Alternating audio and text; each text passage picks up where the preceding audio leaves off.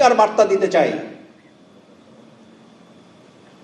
জাতীয় সংসদের সদস্য হয়েছে আমরা, এইটা আমাদের কাছে গুরুত্বপূর্ণ না। আমাদের কাছে গুরুত্বপূর্ণ হইল 2009 সাল বা 2008 সাল থেকে যে রাস্তা থেকে আমরা তৈরি হয়েছি, ওই রাস্তাই হচ্ছে আমাদের কাছে প্রিয়।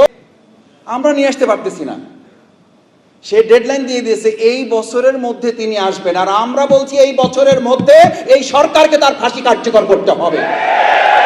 আমিরে জামাত বিরোধী দলীয় নেতা ডাক্তার শফিকুর রহমান খুব পরিষ্কার করে বলেছেন, যদি সংসদে এই জায়গায় সকল সমস্যার কেন্দ্রবিন্দু, সমাধানের কেন্দ্রবিন্দু এটা হয় আলহামদুলিল্লাহ, না হলে যেখানে মাননীয় স্পিকার বলে আমাদেরকে সময় নিতে হয়, আর মাননীয় স্পিকারও যখন বলে আপনার সময় শেষ, মাননীয় সংসদ সদস্য আপনি বসে যান, এই সংসদের বাইরেও কিন্তু একটা জায়গা বাংলাদেশে আছে যেখানে মাননীয় স্পিকারও বলা লাগে না, আর মাননীয় স্পিকারও বলে না মাননীয় সংসদ সদস্য আপনি বসেন, আপনার এখন এই কথা হায় এবং নায়ে শেষ করে দেওয়া হবে।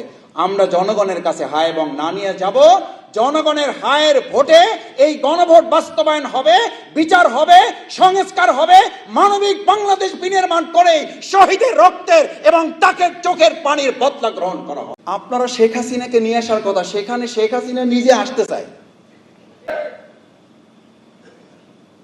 এই শহীদ পরিবার আগামী বার্ষিকী উদযাপন যেন শেখ হাসিনার ফাঁসির মধ্য দিয়ে করতে পারে, শুধু শেখ হাসিনা না, এবং কতিপয় বিচার কার্যের সাথে সম্পৃক্তরা প্রতিযোগিতায় লিপ্ত হয়েছে কে কত আগে তাদেরকে জামিন দিয়ে তাদের কাছে প্রিয় পাত্রে পরিণত হতে পারে।